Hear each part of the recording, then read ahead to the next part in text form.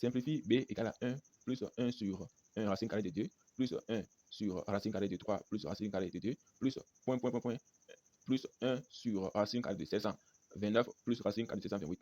Lorsque vous avez de telles expressions à simplifier, vous devez aller aborder et aller thème par thème. Je vais prendre d'abord le thème 1 sur 1 plus racine carrée de 2. Donc, l'expression conjuguée, ça fait 1 moins racine carrée de 2 au numérateur et aussi au dénominateur. Donc, au numérateur, je reprends le 1 moins racine carrée de 2. Et au dénominateur, j'ai déjà a au carré qui est 1 au carré moins racine carrée de 2 plus racine carrée de 2 sur 1. Donc, on a moins 1 plus racine carrée de 2. Donc, 1 sur 1 racine carrée de 2, ça fait moins 1 plus racine carrée de 2. Je vais compléter le premier terme qui est 1. Donc, 1 plus 1 sur 1 racine carrée de 2, ça fait 1 moins, d'accord, la réponse de ce que nous avons juste en haut là, ça fait 1 moins 1 plus racine carrée de 2. Les 1 moins 1 vont partir, donc ça nous donne racine carrée de 2.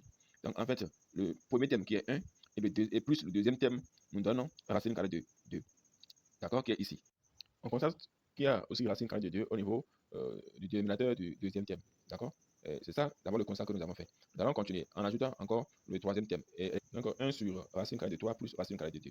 Alors pour simplifier cela, nous allons toujours passer par l'expression conjuguée du dénominateur, qui est racine carrée de 3 moins racine carrée de 2.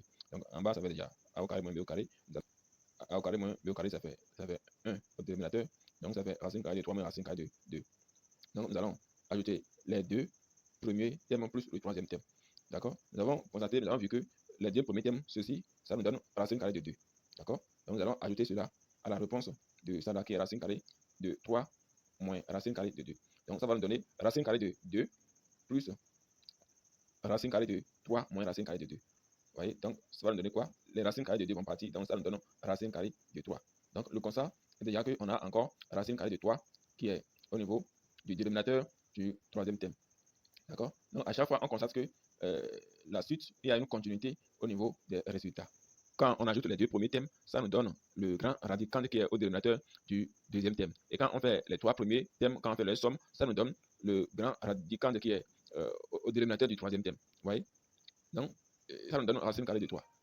Alors, on peut constater qu'en évoluant ainsi, on va trouver à chaque fois aussi le grand radicand qui est au niveau du dénominateur du thème qui suit. Supposons qu'on a ceci, d'accord? Ou à la place de point, on a 1 sur racine carrée de 3 plus racine carrée de 4. Donc, en respectant un peu la suite, en respectant un peu l'ordre, le comportement de l'expression, ça veut dire qu'on aura racine carrée de 4. D'accord? On aura racine carrée de 4. Vous voyez? Donc, lorsqu'on fait la somme, on aura encore, on continue jusqu'à fin de l'expression, on aura B, va donner 700 racine carrée de 729, n'est-ce pas? Donc, racine carrée de 729, ça fait 20.